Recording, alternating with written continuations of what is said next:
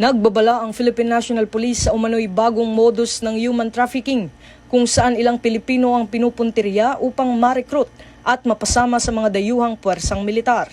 Sa kasalukuyan, masusing iniimbestigahan ng PNP ang naturang ulat at nakikipag-ugnayan ito sa mga international counterparts at iba pang ahensya ng pamahalaan upang matukoy ang mga sangkot at maputol ang posibleng operasyon ng mga sindikato. Ayon kay PNP Chief Police General Jose Melencio Nartates Jr., patuloy ang pagsusuri sa mga impormasyong nakalap upang makabuo ng epektibong hakbang na magpoprotekta sa mga Pilipino laban sa ganitong uri ng pananamantala. Nauna na rin nagpaalala ang Interagency Council Against Trafficking hinggil sa mga umiiral na pattern ng illegal recruitment at human trafficking na may kaugnayan sa pagdadala ng mga individual sa delikadong sitwasyon sa ibang bansa.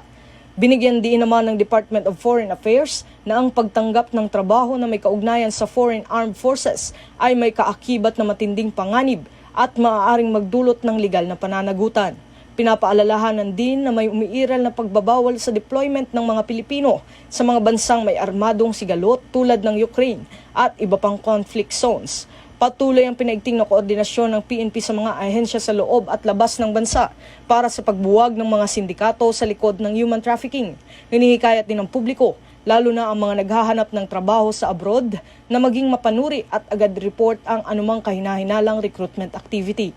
Ito ang bagong PNP para sa bagong Pilipinas. Serbisyong mabilis, tapat at nararamdaman.